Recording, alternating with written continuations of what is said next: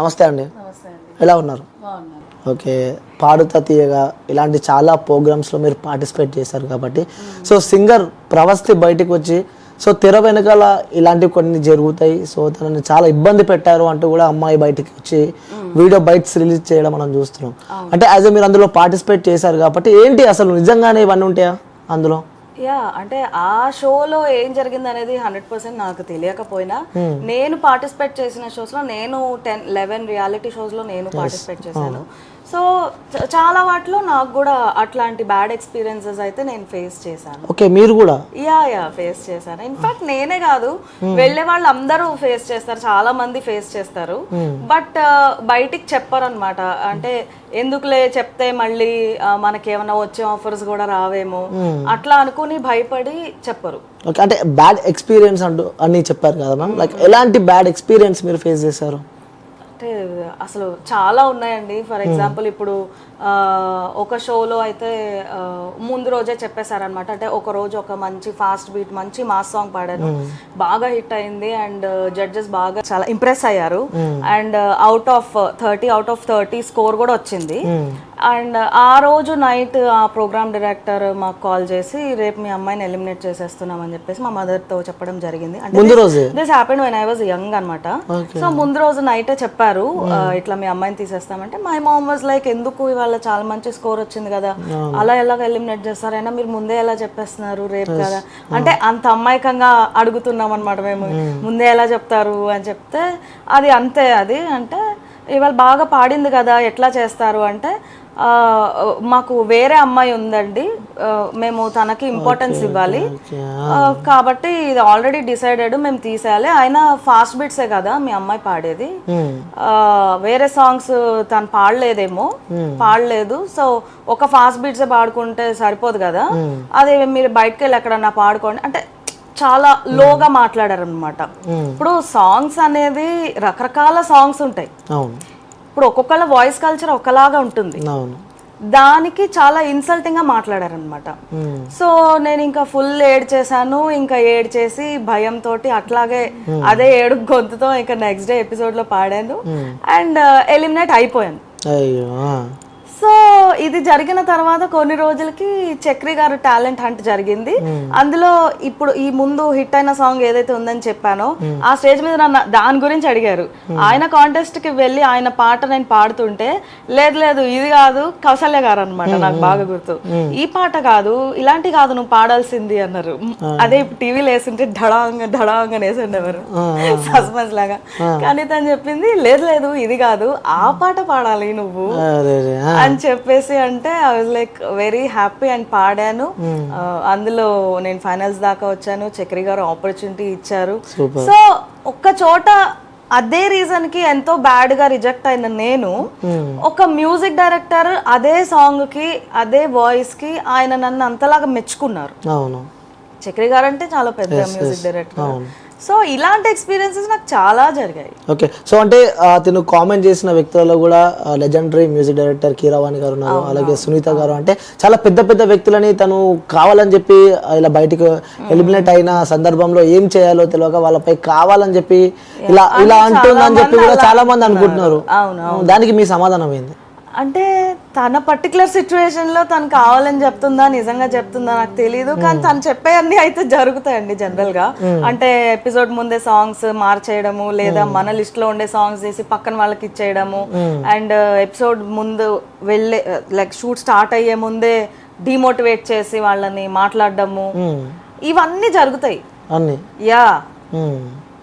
Okay, stage పై ఉన్నప్పుడు కూడా తను ఒక సాంగ్ పాడుతున్నప్పుడు కూడా అక్కడ మైక్ ఆఫ్ చేస్తుందని చెప్పుకొని సింగర్ సునీత గారు కూడా తనని ఏదో అన్నారు అని చెప్పి కూడా, అంటే మైక్స్ అలాంటివి మనకి వినిపిస్తూ ఉంటాయి, ఇయర్ బడ్స్ జరుగుతుంది. జడ్జెస్ మాట్లాడుకునేటప్పుడు ఒకసారి మైక్లు ఆన్ లో ఉంటాయి, వాళ్ళకి కూడా తెలియదు. And in case mics on లో లేకపోయినా కూడా మనకి జడ్జెస్ పోడియం పక్కనే ఆడియన్స్ పోడియం ఉంటది, లైక్ ఆనుకొని ఉంటది అనమాట చాలా వాటిల్లో. అండ్ వాళ్ళు మాట్లాడుకునేది వాళ్ళకి వినిపిస్తూనే ఉంటుంది. సో అందులో మన వాళ్ళు ఉంటారు కదా, సో ఆబ్వియస్లీ అది తెలిసిపోతుంది. అది లైక్ జడ్జెస్ ఎవరైతే ఉంటారో, లైక్ తను చెప్పింది ఏంటంటే కీరవాణి గారి సాంగ్స్ పాడితే మెలోడీ సాంగ్స్ 100కి 100% తను ఓకే చేస్తాడు. లైక్ వేరే వాళ్ళ సాంగ్స్ పాడితే కూడా దాన్ని వాళ్ళు యాక్సెప్ట్ చేయరు. లైక్ ఎవరు ఏ డైరెక్టర్ ఉన్నా కూడా వాళ్ళకి సంబంధించిన సాంగ్స్ పాడితేనే దాన్ని వాళ్ళు యాక్సెప్ట్ చేస్తారు అని చెప్పి కూడా తను ఒక మాట చెప్పడం జరిగింది. లైక్ యాజ్ మీరు ఎక్స్పీరియన్స్ చేశారు, 9 పైగా షోలు చేస్తారు కాబట్టి ఎంతో మంది మ్యూజిక్ డైరెక్టర్లు మీరు చూసే ఉంటారు. లైక్ ఈ షోస్లలో వాడు పాడినప్పుడు వాళ్ళ సాంగ్స్కి ఇలాంటి ఏమైనా ఉంటాయా అంటే వాళ్ళ మ్యూజిక్ చేసిన సాంగ్స్ పాడితేనే వీళ్ళకి ఇలా ఉంటుంది అని చెప్పి? అంటే సో ఆబ్వియస్లీ ఎవరు చేసిన పాట అంటే వాళ్ళకి ఎక్కువ ఇష్టం ఉంటుంది, ఎక్కువ ప్రేమ ఉంటుంది, అది నిజమే కదా. అది కాకుండా ఇప్పుడు కీరవాణి గారే ఉన్నారనుకోండి, ఆయనకి ఓల్డ్ సాంగ్స్ అంటే ఇష్టము, అట్లా ఒక్కొక్కళ్ళకి ఒక్కొక్క ఫేవరెట్ ఉంటుంది, దాన్ని ఎవ్వరు కాదనలేరు. సో అది పాడినప్పుడు ఎదుటి వాళ్ళు వీళ్ళకి అది ఇంకా బాగా అనిపిస్తుంది, అది న్యాచురలే కదా, it's a human tendency. So దాన్ని పట్టుకొని వాళ్ళ ఫేవరెట్ కంటెస్టెంట్స్ కి కీరవాణి గారి ఫేవరెట్ సాంగ్స్ ఇవ్వడము, వాళ్ళ ఫేవరెట్ కంటెస్టెంట్స్ కానీ వాళ్ళకి వేరే సాంగ్స్ ఏదో ఇచ్చేయడము, ఇట్లాంటివి జరుగుతూనే ఉంటాయి. నేను చెప్తున్నాను కదా, ఇవన్నీ ఆడియన్స్ కి విన్నప్పుడు మీకు ఓ మై గాడ్ ఇదంతా జరుగుతుందా, ఇంత ఉందా వెనకాలని మీకు అనిపిస్తుంది. బట్ చాలా రియాలిటీ షోస్ పాడిన ఒక దానిగా, అండ్ ఇంకా చాలా మంది ఈ షోస్ లో ఎవరైతే పాడున్నారో ఇలాంటి ఎక్స్పీరియన్సెస్ చాలా మందికి జరిగి ఉంటాయి. బట్ ఏమన్నా అవుతుందేమో చెప్తే, ఏమన్నా అవుతుందేమో మాట్లాడితే అనే ఒక రీజన్ కే ఎవరు మాట్లాడరు, ఏదో జరుగుతుందేమో అని చెప్పి కూడా ఎవరు మాట్లాడరు అని చెప్పి చెప్తున్నారు. సో ఇంకోటి తను చెప్పింది ఏంటంటే ఎవరైనా లైక్ ఈవెంట్స్ కానీ ఇంకో సందర్భాలలో కూడా వాళ్ళు ఆ సింగింగ్ సాంగ్స్ పాడే వ్యక్తులు అసలు సింగర్లే కాదు వాళ్ళు అని కీరవాణి గారు అన్నారు.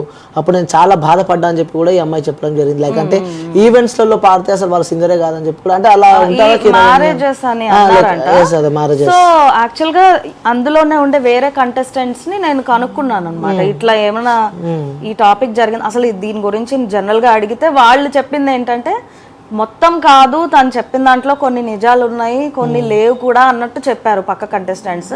అండ్ ఈ పర్టికులర్ ఇష్యూలో కీరవాణి గారు అన్నారంట, ఆయన ఒక మ్యారేజ్ ఈవెంట్ లో ఆయన స్టార్టింగ్ ఆఫ్ ద కెరీర్ లో ఆయన పాడినప్పుడు ఆయనకి కొంచెం లోగా అనిపించిందండి. అంటే ఇప్పుడు మ్యారేజెస్ అంటే అక్కడ ఎవరు పట్టించుకోరు కదా, ఎవరి పనిలో వాళ్ళు ఉంటారు కదా.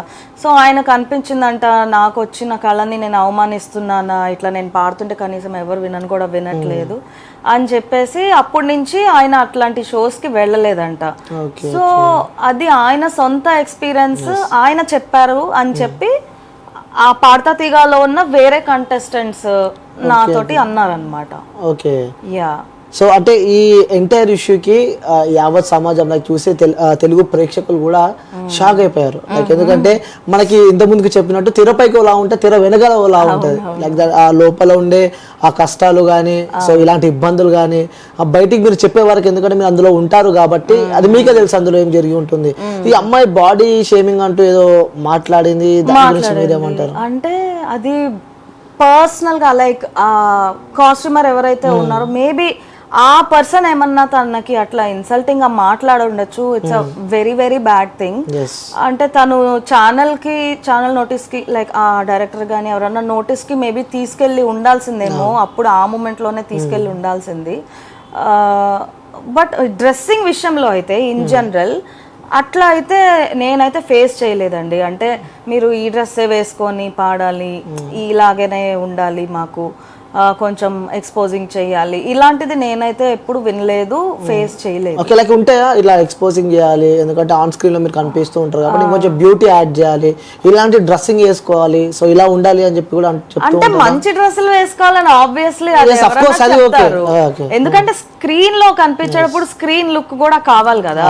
సో మనమంతా నీట్ గా ఉండాలి, మంచి డ్రెస్సెస్ వేసుకోవాలంటారు కానీ ఇట్లాగా ఎక్స్పోజింగ్ చేసేలాగా బట్టలు వేసుకోవాలి అనేది నేనైతే ఇప్పటిదాకా ఎప్పుడు వినలేదండి. ఓకే, సో ఇది పక్కన పెడితే ఇలాంటి ఒక ఘటన మీ లైఫ్ లో చాలా ఇబ్బంది పెట్టిన సంఘటన కూడా ఒకటి జరిగిందని చెప్పి నేను నిన్న. సో ప్రముఖ మ్యూజిక్ డైరెక్టర్ గా ఉన్న ఒక వ్యక్తి, వాళ్ళకి సంబంధించిన వ్యక్తి కూడా మిమ్మల్ని చాలా ఇబ్బందులు పెట్టాడు. అంటే గతంలో మీరు బయటకు వచ్చి మాట్లాడారు, బట్ అంత వైరల్ అయితే కాలేదు అది. సో ఎవరు వినలేనట్టున్నారు. ఆ వ్యక్తి చాలా బ్లాక్ చేశాడు, మీ లైక్ ఎంటైర్ కెరియర్ ని కూడా చాలా ఇబ్బంది పెట్టారు అని చెప్పి నేను, ఇది నిజంగా వాస్తవమే అంటారా? నిజమే అండి. ఎవరో కాదు, మన తమన్ గారు ఉన్నారు కదా, తమన్ గారు కాదు, తమన్ గారి అసిస్టెంట్ ఉన్నారు కదా, ఆయన శ్రీకృష్ణ అన్నమాట, శ్రీకృష్ణ అన్న. సో ఇది ఫ్యూ ఇయర్స్ బ్యాక్ జరిగింది ఇది. అంటే కొంతమంది అడగొచ్చు ఇప్పుడు ఎందుకు చెప్తున్నారు, ఫ్యూ ఇయర్స్ బ్యాక్ జరిగింది కదా ఇప్పుడు ఎందుకు ఇట్లా రకరకాలుగా అడుగుతున్నారండి బాబు, ఎందుకంటే నన్ను వేసుకుంటున్నారు కామెంట్స్ లో. సో ఏం జరిగిందంటే నేను ఫుల్ ఫ్లోలో ఈవెంట్స్ చేస్తూ ఉన్నాను అండ్ సడన్ గా నాకు ఈవెంట్స్ అన్ని క్యాన్సిల్ అవ్వడం స్టార్ట్ అయింది. అంటే అడ్వాన్స్ ఇచ్చిన వాళ్ళందరూ బ్యాక్ అడుగుతున్నారు, లేదా కొంతమంది సారీ అమ్మా మీరే ఉంచేసుకోండి అడ్వాన్స్, కానీ ఏమనుకోవద్దు మేము ఈ షో ఇవ్వలేము.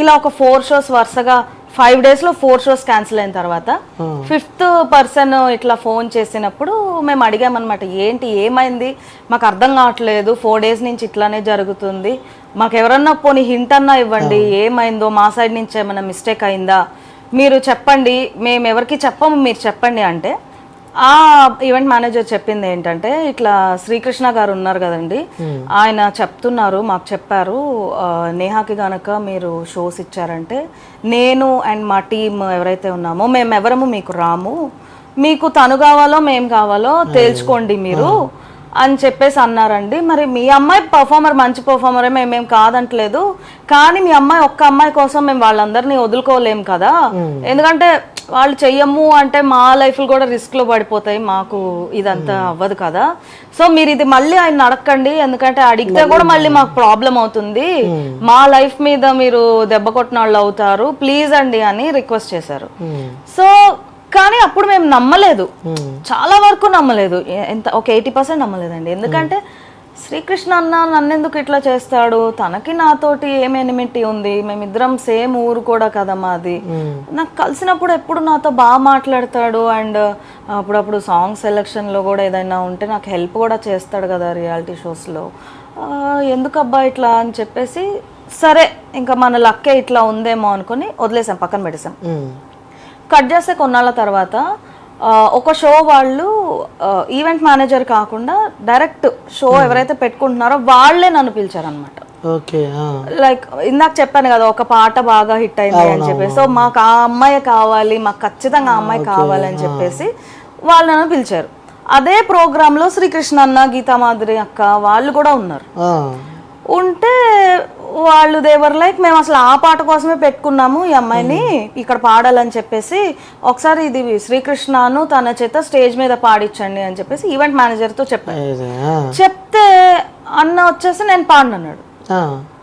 అంటే ఎందుకు పాడరు అని అంటే, లేదు నా వాయిస్ బాగాలేదు. వాయిస్ బాగాలేనప్పుడు వేరే సాంగ్స్ పాడుతున్నారు కదా ఇప్పుడు దాకా అంటే, లేదు నాకు ఆ పాట సూట్ అవ్వదు, అలా ఒక షోకి వచ్చినప్పుడు నాకు ఇది సూట్ అవ్వదు అని ఎవరు చెప్పరు. లేదండి మేము ఇంత డబ్బులు ఇచ్చి పెట్టుకున్నాం కదా, ఇప్పుడు మేము ఆ పాట కోసం ఈ అమ్మాయిని పిలిచాము, మీరు పాడరంటే ఎలా కుదురుద్దు అని వాళ్ళు గట్టిగా మాట్లాడారు. మాట్లాడితే సరే అని ఎట్లయితే కష్టపడి స్టేజ్ అయితే ఎక్కాడు. ఎక్కేసి కరెక్ట్ గా 3 lines పాడేసి వెళ్ళిపోయాడు స్టేజ్ మీద నుంచి. నేను అక్కడే అన్న ఇద్దరం పాడుతూ ఉన్నాము, 3 lines పాడేసి వెళ్ళిపోతాను. అంటే ఆ ఏజ్ లో నాకు ఎంత స్ట్రాంగ్ గా నా బ్రెయిన్ లో ఇంప్రింట్ అయిందంటే నేను చాలా బాధపడ్డాను ఆ రోజు. అంటే నాతోటి నేను పనికిరానా, నాతో పాడడానికే ఒకళ్ళు డినై చేస్తున్నారు అని చెప్పేసి. సో ఇంకా అప్పుడు మేము అనుకున్నాం, అయితే వీళ్ళందరూ చెప్పేది నిజమేనేమో, ఎందుకంటే మన కళ్ళ ముందు మన ఫేస్ మీదనే ఇట్లా చేశాడు కదా, సో ఇది ఇంకా నిజమే అయి ఉండొచ్చు అని చెప్పి. సో ఆ తర్వాత కూడా నేను ఇదే మాట నేను చాలా మంది దగ్గర విన్నాను, ఇక ఎవరైనా ఈవెంట్స్ ఉన్నప్పుడు. సో రీసెంట్గా నా హిట్ వచ్చేసి దర్జా మూవీలో లింగో లింగో అనే సాంగ్ బాగా హిట్ అయింది, వైరల్ అయింది. అయినప్పుడు కొంతమంది ఈవెంట్ మేనేజర్స్ కాల్ చేశారు మళ్ళీ నాకు, చేసి అడుగుతున్నారు, ఓకే అండి షో చేస్తా అంటే, మీరు శ్రీకృష్ణ టీమా? కాదండి. మీరు సాకేత్ టీమా? అంటే కాదండి. అయితే మేము మళ్ళీ చెప్తాంలేండి. అంటే బ్యాచెస్ ఉంటాయి, ఇందులో బ్యాచెస్ ఉంటాయి, ఎందుకంటే వాళ్ళు పాడమని చెప్తారు. ఓకే, వాళ్ళకి ఇష్టం లేని పర్సన్ ఎవరన్నా ఈ ఫీల్డ్ లో ఎంటర్ అయితే అని అంటారు. మళ్ళీ ఫ్యూ ఇయర్స్ బ్యాక్ కూడా ఇదే జరిగింది నాకు, మళ్ళీ ఈ వ్యక్తితోనే. తెలీదు, ఇప్పటికి స్టిల్ తెలీదు, ఇప్పటికి తెలీదు, అసలు ఏం లేదు, అసలు గొడవే లేదు. తనకి నాకేం గొడవలు ఉంటాయి? అన్న పెద్దోడు, నేను చిన్నదాన్ని, తనకి నాకేం గొడవలు ఉంటాయి? మరి తెలీదు, ఇప్పటిదా తెలీదు. ఓకే, ఎప్పుడైనా కలవడం జరిగిందా? ఆ తర్వాత ఇంకెప్పుడు కలవలే నేను. ఆ రోజు స్టేజ్ మీద ఎప్పుడైతే నా ఫేస్ మీద నేను పాడను అని చెప్పేసి వెళ్ళిపోయాడో, ఆ తర్వాత ఇంకెప్పుడు నేను తనని కాంటాక్ట్ చేయడం కానీ తనతో మాట్లాడడం కానీ నేను ఇంకెప్పుడు చేయలేదు. ఓకే. సో ఈ ఇష్యూ పక్కన పెడితే ఈ ప్రవస్తి అనే అమ్మాయి బయటికి వచ్చిన తర్వాత మీతో కాల్ మాట్లాడడం కానీ ఇలాంటివి ఏమైనా జరిగాయి? అసలు ఏం జరిగిందని చెప్పి అనుకున్నారా అసలు? నేను ఈ మధ్యనే మాట్లాడాను, ఇష్యూ అంతా జరుగుతుంటే అసలు ఏంటి ఏమైంది అని చెప్పి నేను కాల్ చేశాను, మాట్లాడాను. సో మనకి టీవీలో ఏదైతే చెప్తుందో నాకు కూడా అదే చెప్పింది, ఇట్లా ఇట్లా అయింది, నేను చాలా బాధపడ్డాను, ముందు పాడుతా తీగలో కూడా నేను పాడాను కదా, నేను అప్పుడు ఎప్పుడు ఇట్లా కంప్లైంట్ చేయలేదు కదా, అందరూ నన్ను ఎందుకు చెప్తున్నావు అని అంటున్నారు, కానీ నేను ఎంత బాధపడితే నేను చెప్పాను అనేది ఎవరు ఆలోచించట్లేదు. ఇదే ఛానల్లో ఇదే షోలో నేను ముందు పాడాను కదా, అప్పుడు నేను కంప్లైంట్ చేయలేదు, ఇప్పుడు నాకు కష్టమైంది కాబట్టి నేను సఫర్ అయ్యాను, నేను డిప్రెషన్లో అనిపిస్తుంది కాబట్టి నేను మాట్లాడుతున్నాను అని చెప్పేసి అన్నదన్నమాట. డ్రెస్సెస్ గురించి కూడా నేను అడిగాను, డ్రెస్సెస్ గురించి ఇట్లా జరగదు కదా, ఇట్లా నీకు బ్యాడ్ ఎక్స్పీరియన్స్ అయిందా అంటే అవును నాకు అయ్యింది, లైక్ చిన్న సైజ్ ఏంటి లంగాలు ఏదో కుట్టారు ఏదో చెప్పింది, కుట్టేసి అది కిందకి వేసుకోమని నన్ను బాగా ఫోర్స్ చేశారు. సో ఇప్పుడు ఒక అమ్మాయి అట్లా చెప్తుందండి, మనం దానికి ప్రూఫ్ మనం ఎక్కడి నుంచి తేవాలి? అది నిజమా అబద్ధమా అని అంటే అది ఎవరికి కూడా ఎలా తెలుసు చెప్పండి? ఇప్పుడు నన్ను కూడా అంటారు, ఇప్పుడు నువ్వు మాట్లాడుతున్న అసలు నిజమేంటి అని నన్ను కూడా కింద కామెంట్లు వేసుకున్నారు కొంతమంది. ఇప్పుడు నేను ప్రూఫ్ ఎక్కడి నుంచి తేవాలి? జరిగింది మీరు చూసారు, లైక్ మీరు అనుభవించారు కాబట్టి బయటకు వచ్చి మాట్లాడుతున్నారు. లైక్ ప్రవస్తి గారు మీకు ఏమైనా చుట్టాలు అవుతారా? లేదు. బెస్ట్ ఫ్రెండా? ఏమీ కాదు, ఏమీ కాదు. ఓకే. సో అంటే లైక్ ఈ ఇష్యూలో జరుగుతుంది కాబట్టి బయటకు వచ్చి ఏం జరిగిందో జనాలకు చెప్పే ప్రయత్నం అయితే మీరు చేస్తున్నారు అంతే. అంటే ఒక పర్టికులర్ ఛానల్ వాళ్ళు నన్ను అడిగారు, ఇట్లాంటి ఏమన్నా జరుగుతాయా షోస్ లో అంటే జరుగుతాయి. అంటే నాకు జరిగిన సొంత ఎక్స్పీరియన్సెస్ అన్ని నేను షేర్ చేస్తున్నా. ఓకే. సో ఇప్పుడు ప్రవస్తి చెప్పేది కూడా ఏంటి అంటే ఈ పర్టికులర్ షోలో తనకి ఇంకేమి లాభం రాదు. ఇప్పుడు ఇదంతా తను చెప్పడం వల్ల తనకి ఈ షోలో ఇంకేం న్యాయం జరగదు కదా, తనకు ఒకవేళ అన్యాయం జరిగినా కూడా ఇంకే ఎలిమినేట్ అయిపోయింది. అక్కడ ఎలిమినేట్ అయిపోయిన తర్వాత కూడా వాళ్ళు ఏదో పార్టీ చేసుకున్నారని చెప్పి నేను విన్నాను. మరి అవునా? కొంతమంది అంటూ ఉన్నారు, సోషల్ మీడియాలో వైరల్ అవుతుంది. మరి అది వినలేదండి, నేను తెలియదు నాకు. ఓకే. మేబీ అంటే ఇప్పుడు తిను చెప్తుంది, వాళ్ళు ఇంకో కౌంటర్ వీడియో, తిని ఇంకో కౌంటర్ వీడియో, ఎట్లా ఎట్లా జరుగుతుంది. మేబీ ఫేస్ టు ఫేస్ వస్తే వాళ్ళు ఏమన్నా సాల్వ్ అవుతుందేమో. అండ్ తిను వచ్చి చెప్పేది రైటా రాంగా అని అంటున్నారు కొంతమంది. రైటా రాంగా అంటే దానికి ఒక పర్టికులర్ ఆన్సర్ ఏమి ఉండదు కదా. బట్ మేబీ ఇంత గొడవ చేస్తున్నారు, ఇట్లా మనకి ఎందుకు వచ్చిందిలే అని చెప్పి ఫ్యూచర్ లో జరిగే రియాలిటీ షోస్ లో ఇట్లాంటి ఇష్యూస్ కాకుండా మేబీ కొంచెం జాగ్రత్త పడితే పడొచ్చు కదా. ఆ విధంగా అంటే ఈ తను బయట పెట్టడం వల్ల తనకి యూజ్ జరగకపోవచ్చు, బట్ వేరే వాళ్ళకి యూజ్ జరిగితే జరగదు. మీరు బయటకు వచ్చారు, సో మాట్లాడుతూ ఉన్నారు, నెక్స్ట్ మీపై కూడా ఏమన్నా మీ కెరియర్ కి కానీ ఇబ్బంది పడే అవకాశాలు ఉంటాయని చెప్పి ఎప్పుడు ఆలోచించలేదా? ఇప్పుడు చెప్పాను కదా నా కెరీర్ ని ఎంత ఇబ్బంది పెట్టారు. ఇప్పుడు గ్రూపిజం అనేది ఇండస్ట్రీలో ఫుల్ గా ఉంది. ఇక్కడ ఫిలిం ఇండస్ట్రీలో టీవీ వైపే కాదు, సినిమాల వైపు గ్రూపిజం అనేది ఫుల్ గా ఉంది. సో పెద్ద మ్యూజిక్ డైరెక్టర్స్ దగ్గర అందరూ వీళ్ళే ఉన్నారు, ఈ సో కాల్డ్ సింగర్స్ అసిస్టెంట్స్ గా ఉన్నారు అనమాట. సో ఇంకా ఏం డ్యామేజ్ జరుగుతుంది అంటారు అని. ఇంకోటి ఇందులో కూడా కమిట్మెంట్స్ లాంటివి ఏమైనా ఉంటాయంటారు? ఉంటాయి. అంటే మీరు ఎప్పుడన్నా మీతో మీ కొలీగ్స్ కానీ ఫ్రెండ్స్ నాతో అట్లా తప్పుగా మాట్లాడడం అయితే జరగలేదండి ఇప్పటిదాకా. బట్ ఇలా జరిగింది, వీళ్ళతో అలా జరిగింది విన్నా, నేను కూడా చాలా విన్నాను.